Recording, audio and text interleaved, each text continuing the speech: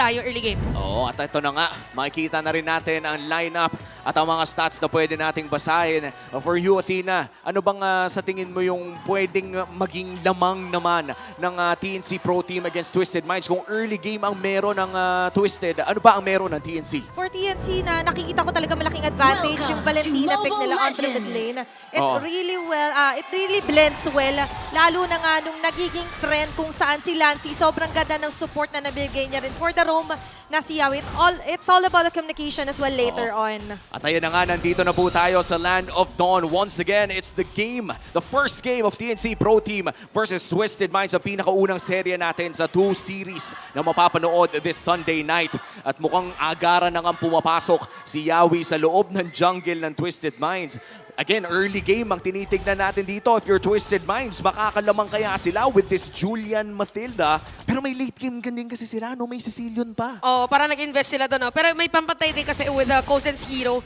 And ang ganda ng concept dito ng draft nila Imbe DJ and SME kasi, di ba sinabi natin, mabilis yung Matilda. Eh meron din naman passive yung Khalid. Tapos isama mo pa yung River Blessing. So talagang papantayan lang din ni Yawi dito. Kaya napaka-importante for Escalera and the rest of the squad na yung Riverside ay mabantayan nila or if not, sila yung mauna at magbigay ng vision. Oh, and so far wala pa naman mga nangyayaring sobrang lala sa loob ng jungle ng Twisted Minds. Nakakapag-farm naman ang lahat. At si MP The King ngayon ay humaharap pa sa mga kalaban niya. At Twisted Minds actually playing really well in terms of protecting their jungle path. Kumbaga laging may nakaalalay. Tsaka kumbaga na nakita natin, hindi lang yung pave away para sa TNC yung kailangan natin bantay for the keys to victory. Kumbaga para sa Twisted Minds, pwede rin nilang i-apply yan sa kanila.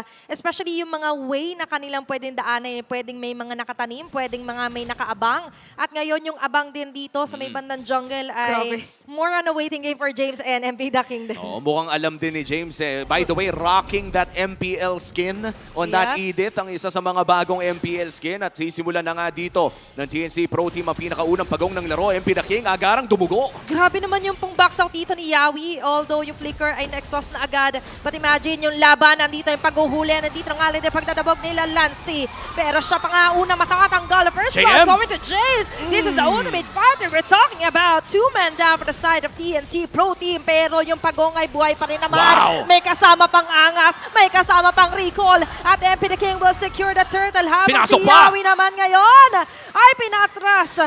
At magsasaksi doon ng Twisted Minds. What a good turtle take mula dito sa Twisted Minds. 2 kills plus the turtle. Ito na ba ang snowball mula sa early game? Oo, ito yung gustong gawin ng Twisted Minds.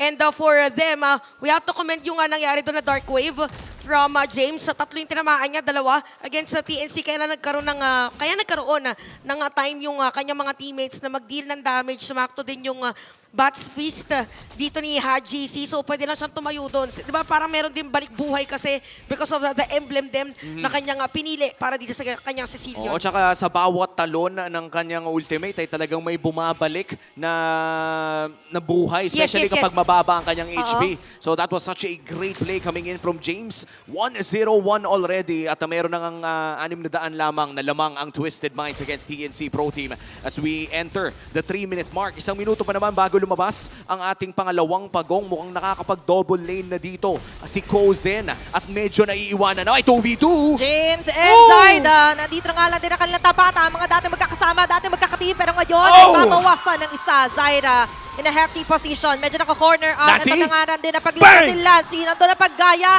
Andun ang Bats Feast. Andun na nga lang din ang mga Bats Lab. Pero sa ngayon, si Yawi naman na nagbaback out. Hinaharang ang pilit. Andun ang pagdadasal.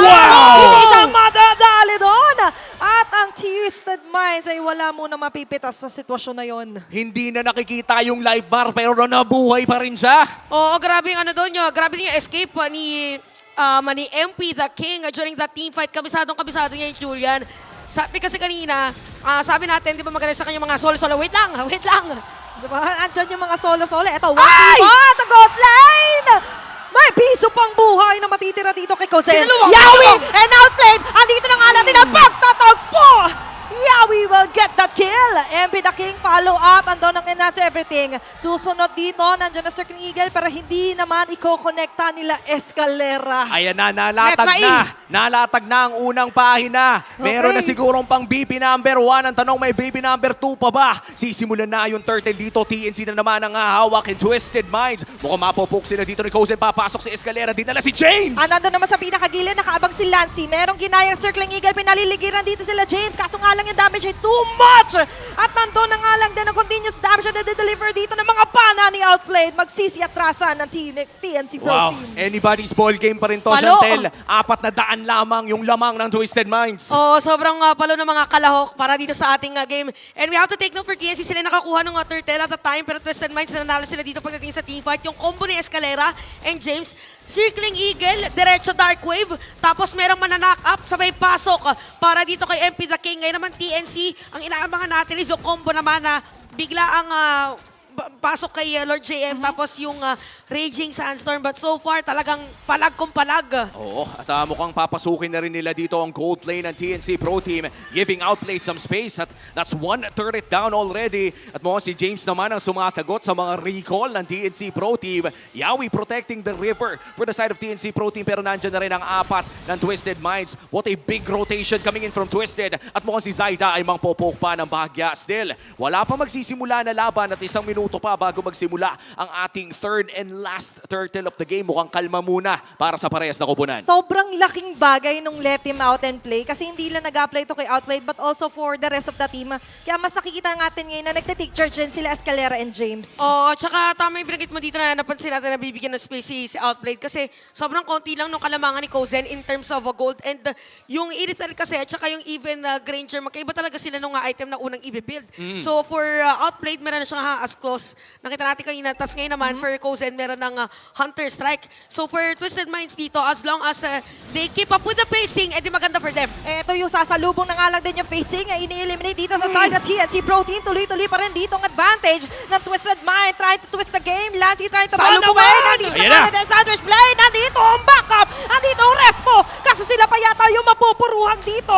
James, you fall down. Habang members of TNC ay makakaganti. Maling iskinita ata ang nadaanan natin mo, Chantel. Pagpasok nila doon, puro buhangin, parang Riyadh. Oo, mabilis kasi. At saka nag-init. Napakainit. Parang nilalagnat na yata ngayon yung mga cellphone nila kasi parang non-stop yung naging play for this. Pero ito palitan lang talaga ng kalamangan itong dalawang teams natin. So hindi talaga natin masasabi kung sino nauuna. Pero maganda kasi, pag merong pumapwesto dun sa certain area of the Land of Dawn, Oo. may sagot agad. Pero ang TNC dito, mas umaangat si Yawi doon sa may Riverside. Kagaya niyan, alam niya na 4-5 players yung nandoon sa Purple Buff. Ganda nga ng vision na nabibigay ni Yawi dito. In fact, dahil sa vision na yan, ay 2 turtle nga ang kanila nakuha. James, Palaban, pasugod. goes in. Kamunti ka na magsimula yung laban na yon, pero mukhang hindi naman matutuloy. 1,000 na lamang ng TNC Pro Team after getting that last turtle of the game. Matagal-tagal pa bago magsimula ang pinakaunang Lord. At mukhang niluluto pa ng pares na kupunan ng kanilang susunod na play. Pero habang nangyayari ang lahat ng yon, ay mukhang nagsarili muna si Zaida doon sa may baba. Ganda. Kailangan niya rin makabawi kasi kanina napapansin niya parang more on clash tayo. Non-stop nga yung MLBB action natin. So nagre-reflect din to, especially on Gold leaders. Pero ngayon magre-reflect na nga lang din Ay. yung magiging wary sila Oo. sa sabihin na natin expression na ginagawa dito ni Yawi sa may bandang jungle. Oh, at sa upcoming Lord fight natin, no, mukhang si MP ay papasok dito kay Lord JM. Ay, hinabol, hinabol. Hinabol pa rin, but the attack speed build forces out the flicker plus the ultimate Ayan Lord na sila. JM. Ay, pwede na to ha. Nakikita na nga nila Yawi, parang lumalalim. Kaso ito na nga yung sinasabi natin, very attentive din. Oo. Ang Twisted Minds, parang nagiging tahimik yung mapa. Saan sila manggagaling? 30 segundos bago magsimula ang ating pinakaunang Lord. Looking at the items tsaka mga power spike, Chantel, sino ba ang makakalamang dito sa unang Lord? Well, definitely for TNC dito lamang in terms of gold kasi in terms of farm, si Zaida. So ano dito, ayan. Diba? 7.71k para dito kay Zaida. Padiretso na rin siya ng Blade of Despair. Para naman dito kay MP the King, medyo kulang pa. Kasi inassume natin kanina, bago pa mapakita yung items na lamang si Zaida. Kasi level 13 si MP the King, 14 si Zaida. Pero sa ngayon, leveling up dito sa aggression na pinapakita ni Yawi. Yung Raging Sandstorm ginamit pero pantakas Oh, sa wow. palang din yun. Ito na nga lang din ginaya sa Circling Eagle pero Oh, mukhang sila pa atras. Pero makakapang-baksa pa dito. James down. Lord Jim will also fall down. Outplayed. with a free hit to sa may bandang gilid. TNC Pro Team ngayon ay tila ba magpa-falter down muna. Oo, JM for James, XP para sa XP at mauuna sa pwesto ang Twisted Minds. Si Zaida ay umaaligid lamang doon sa may bandang Gedli pero mukhang nag-aantay siya ng pwedeng mabiktima. Lumipat ng bush at mukhang i-hold ng Twisted Minds ang Lord na ito. Kailangan mag-ingat ng parehas na kupunan. Isang kill lamang ang pwedeng mangyari dito at pwedeng magbago ang estado ng unang Lord take na ito. Maganda sana kanina yung Circling Eagle na IMU ni Lancy. Kaso na naka-front kasi si James, tapos nagkaroon ng space dito kay MP The King. Actually, yung nangyayari kay MP The King, parang naging support damager siya for Twisted Minds. Kahit yung mga knock-up niya, ay sumasakto din para magkaroon ng space dito for Haji. So, yung layering of skills, yung nakakangat dito for Twisted Minds. Ngayon for TNC, kailangan lang nila ng perfect timing. Tsaka yung mga, wag masyado sa mga masisikip na lugar. Kasi sumasakit na si Haji eh. Isang sandwing close lang yun. Pag tumama, delikado, pwedeng 3 agad yung mahatak niya. That's true. At ilang beses na rin natin nakita sa ating mga laro, sa ating mga RG kung gaano kasakit ang late game. Si Cecilion Escalera with a bush check! Oy, lumalim na nga lang din dito ang Twisted Minds pero kakayanin nga yata nila dito yung person na si Lord JM. Ayan Susunod na! na sa mata nila dito si Yawi, Lancy. Nandun na nga lang din na ginaya ng mga bat piece kaso wala siya masyado tatama, wala siya masyado masasampal dito for the bat impact. Best siya pa yung sasampalin dito. Ando ng mga pana. And the Lord will be free on the hands dito ng Twisted Minds. Big objective secured para dito sa Twisted Minds at mukhang itutuloy pa nila ang mid lane. Twisted Minds, James, nandun sa may bandang likod si Zaida from 4v1 pero nasta na makapag-dash na mapalayo, pumasok ka! Yung Zaizendo, pinasok dito ng Twisted Minds. Sino ba ituro nyo? Bibigyan namin. Grabe na to. Talagang perfect setup for the damage din ni Hajizi. Hajizi is now at 10 assists. Wow! Kahit yung ulti niya dito na pwedeng gamitin sana pang sustain, nagagamit na dito para magkaroon ng damage against TNC. MP The King pa yung nagzo-zone out ngayon. Wow! Imagine ngayon, ito na nga lang din ang pananapresa nila Lord JM. Napakaganda na nga lang din ng kanya. Naging appraiser na dito pero sa doon, sa may bandang dulo, siya yung pinagtutulungan.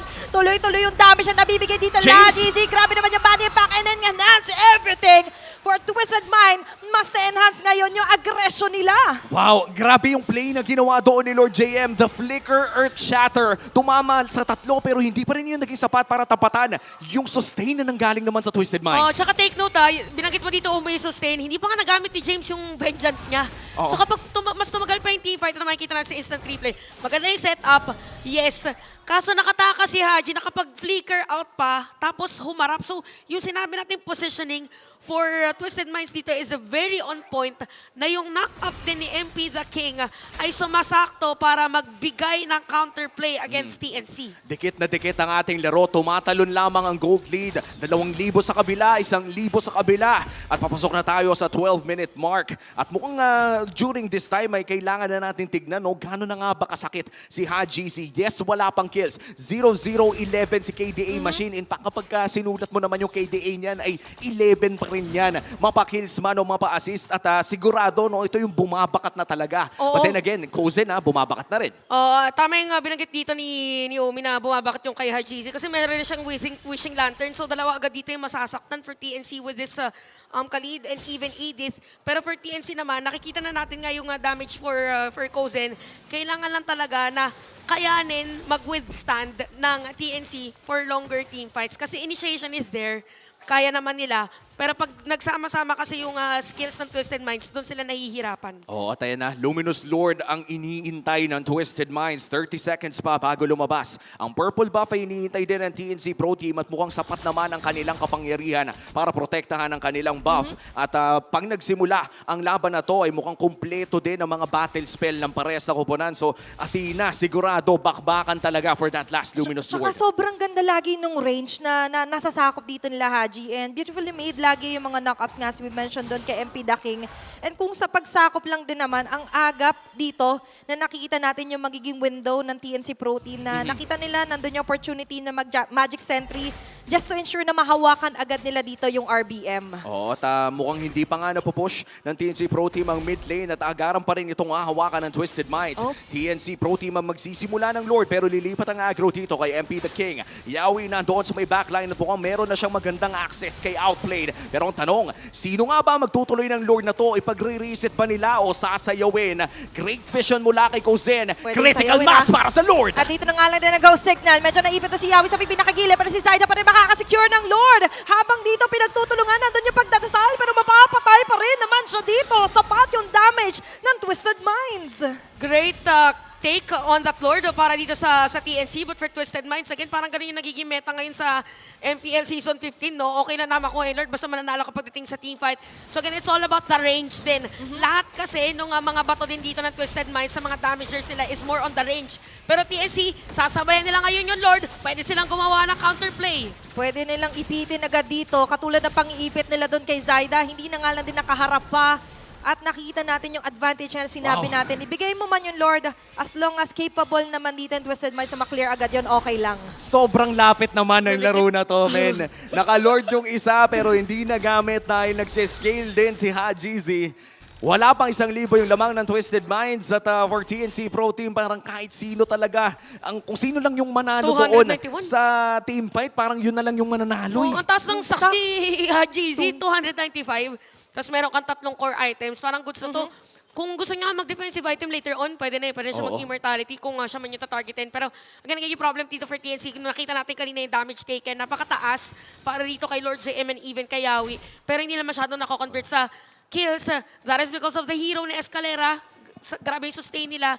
Mag-guiding win lang siya dito, balik buhay. So kailangan nila dito maka-minus ng isa before a team fight para maging effective yung kanilang initiation. Ito na yung mapapatanong kay sino yung aabot doon sa Sicilian dahil kailangan pumili ng TNC Pro Team eh. It's either aabutin mo si Outplayed o aabutin mo si Hajizi, but at this point ay napakasakit na ng parehas. So it really is up to Yawi and up to Zyda na humanap ng ganong klaseng angulo, and of course up to the rest of TNC Pro Team na gumawa ng butas para sa dalawang iyon as we head on to the 16-minute mark kung saan yung Sicilian ay pasakit ng pasakit lamang. And for the side of TNC Pro Team, parang kahit 3 Atidas yung i-build mo, ay napakasakit pa rin nun. Oh, sobrang real yung sinabi mo dito. Kailangan mag-open ng space yung TNC dito. Mapalis na magpunta sa specific lane, pero nagsasama-sama kasi yung Twisted Minds. But definitely in terms of team fight, hindi na kayang ipilit na puntahan si Haji C sa may likod. So, either yung pang front, kasi technically kung titignan mo dito yung hero composition na hindi talaga burst. Hindi talaga. As compared to Cecilio na tumama lang ng tumama, meron Okay pang na. splash damage, okay na. So kailangan -1 muna, yung flicker na pasok kay Lord JM dapat maging on point. O kumbaga kailangan lang talaga makapitas at least ng isa if you're TNC lang. Pro Team. Pero may oras kaya silang pumitas ng isa na yon as the Lord spawns in 10 seconds. Sama-sama jutsu na dito ang Twisted Minds. Hindi na nila hinahayaang may mag-isa. Pero mukhang may nagpakita doon sa may bush. Si Yawi ay nakita na rin kung saan nang galing yung damage na yon. At mauuna nga sa pwesto ang Twisted Minds around that Lord area. Escalera ngayon ang humaharap para sa kupunan ng Twisted Minds. And TNC Pro Team will be on the offensive side, defensive side para sa Twisted Minds. Sila nga ba ang magbaburst ng Lord or magta-turn ba sila? Tsaka nakikita natin tama naman yung binanggit natin, Zyda and Yawi, nakarelay heavily kung paano nila i-march up, paano sila mag-target lock dito kay Haji Z. Kasi ina-attempt niya palang lapitan, di ba? Napapa-aray na agad siya. Pero dito sa may bandang Lord niya, we could see na aware din sila na kapag may nag-isa pwedeng bigyan. Kaya naman di sila basta-basta nagbubukod-bukod. May flicker dito si Lord JM. Actually, may battle spell ang lahat. Escalera, magbibigay ng vision pero aagawin lamang ni Lancy ang kanyang ultimate. And this is already the Evolved Lord. Napakalaking bagay nito. Si Lord JM ay nakita ng Sanguine Claws ni Haji Z. The veteran KDA machine knowing what's up. At dahil dyan na-control ng Twisted Minds ang isang side ng Lord na ito. Pat sila pa nga ang upupul ng Lord Agro. But Zyda with the pokes. Half HP here. Kozen tumatama ang kanyang mga ultimate at reset muna ng Lord ang makikita. Na-spoil yung sorpresa doon naramdaman, tumayo yung balahibo din ni Haji C. Kaso ito na nga lang din. Go na nga ba to? Circling Eagle, iko-connecta ba? Pero mukhang ito yung mas ko-connecta doon sa pinakagilid. Si Yawi pinagtutulong na doon ang pagdadabog. At habang nagkakagulo-gulo sila dyan, si Lancy nag-attempt ng Circling Eagle. Pero si Yawi pa rin ang babalikan natin dito. At nandun pa rin si Jay sa pinakaharap. Sinazone natin Lord Jay ang mga members dito to Twisted Minds. Pero mukhang sila pa matutuwist dito. One man down for the side of TNC Pro Team. Grabe yung sustain, Sobrang grabe yung solid. damage dyan. Sobrang solid at mukhang yung Lord ay kanila na rin. Sobrang haba ng team fight. Kaya pala grabe yung sustain for Haji C. Naka-basic common emblem, naka-tenacity ka pa, tas meron kang stacks. Yung damage mo tsaka defense nag-add up for Twisted Minds. Ayan na, meron pang Blood Wings. Ito na rin. Chance Athena. Matagal nang hinahanap ng Twisted Minds sa kanilang unang panalo dito sa ating liga. And up against TNC Pro Team, isa yon sa kanilang mga ginugustong panalo talaga. And with this Evolve Lord in the mid lane, sa kanila na nga ba mapupunta yung Game 1 o magkaka-upset pa nga ba? The Lord push is coming. Mid lane ang punta. This is more than just a plan A. Abante na nga lang din magiging sugpo dito ng objektiba ng Twisted Minds. Andito ang pagdepensa ng TNC Pro Team. Defensive side sila pero mukhang tuloy-tuloy pa rin naman ang pagtunaw dito sa Lord. Twisted Minds knows the game as well. O hindi nila masyadong ipipilit yung Lord na kasama nila. Mukhang naging play safe ang call dito ng Twisted Minds. Meron pa namang dalawang waves na empowered ng Lord. Ang tanong ay makakakuha pa ba sila ng additional na inhibitor turret? Papasok na dito si Escalera pero si Ay, Zaida pumasok! mukhang itutuloy nila. Hindi! Lumiko pa ng konti. At dahil dyan, makakadepensa ang TNC Pro Team. Okay, grabe nga tapang dito ng dalawang natin, yung dalawang lumilipad. Actually, si Lance pa nga dito ang lumipad para sa side ng TNC. Again, for this one, kailangan lang maging sunod-sunod yung lane of skills para sa side ng TNC. Clear na minion wave, medyo mahihirapan sila kasi yung pinakakailangan makakuha niyan is gonna be Kozen para magkaroon na rin ng stacks. Pero the more na sinasabi natin yung minion wave, the more na tumataas din yung damage dito ni Haj. Ayun o, yung damage ni GC kasi adaptive penetration. So, parang build siya dito na pigilan talaga si Yawi at saka si Lord JM. Lock build na si Cilion na umabot ng 21 minutes. Sinasabi ko pa lang yung mga salita, parang nauubos na yung HP bar ko. Oh, isang pitik lang yun. Tapos may dalawa pa yung parang between nasasama dahil Oo. ng wishing lantern. So, nasa-shred. May mga butterfly na sumasali. And this is not something na Sakit. nakikita natin na parang nababox out talaga or nakukulong yung TNC Pro Team. And ang ganda rin talaga ng pag-twist dito ng Twisted Minds on how they capitalize din yung pag-juggle ni Escalera at ni James. Oo, and James has been playing really well dito sa game number 1 kung saan humaharap siya hanggat sa makakaya. At si Escalera ang kanyang katulong sa pagpasok sa loob ng TNC Pro Team. But for TNC, no, just wanna highlight Kozen as well. Hindi pa namamatay ang kanilang marksman. Talagang isa sa mga magagaling pumeso. Pero conceal play, Medyo Oy, nakita napigilan. nga sila dito nila James sa abante. Nandun ang ala din ginag circling eagle pero hindi pa ito ikakasa ni Lancy. Lancy! Ngayon ang pagkakataon. Makakaligtas pa rin naman. Andun na Winter Crown Ay! after Lord JM pero not for long kasi mapapatay pa rin siya dito. Twisted Minds getting another one from the side of TNC. Ang sakit ng combo dito ng ng Irithel tsaka ng Cecilio. Nakafocus tayo lagi dito kay Haji Z. Pero every time na meron siya pipitikan, dumidiretso na lang dito si Outplayed. Maganda sana yung gustong gawin ng TNC dito but because of the second skill coming in from James na pigilan yung mga players ng TNC. Again, for TNC dito, kailangan diretsohin na nila. Kahit nga yung Arcane Shade dito ni Lance, kailangan magamit pang zone out. At nakikita nga natin dito kung paano naman nila ina-attempt ng i-zone out yun. Kaso nga lang problema, as you've mentioned, ang ganda ng Dark Wave lagi dito ni James. And aside from that, kita nyo naman yung pag-ikot dito nila Escalera, ensuring kung may Saida? safe exit. At dito nga ulit yung pagtuloy, and Pinakeng will still get that low red crown activated. Lumipad, andun na yung Sansor, pero mukhang sila pa nga yata susugurin dito ng Twisted Minds. At si Zaida ngayon na mapipilitan na mag-jump in. Outplay with a double kill. Goes with a shutdown, making a double-double. Outplay with a shutdown yet again, making it a triple kill. Apat ang mawawala sa TNC Pro Team. Binawi na yung BP kanina. Uy, Ibang ano yun? BP naman para kay Outplayed. Lord JM laban sa apat. Ito na nga lang din ang pag-twist nila ng game. Ito yung plot twist, pero ito yung happy ending as Twisted Minds gets game number 1.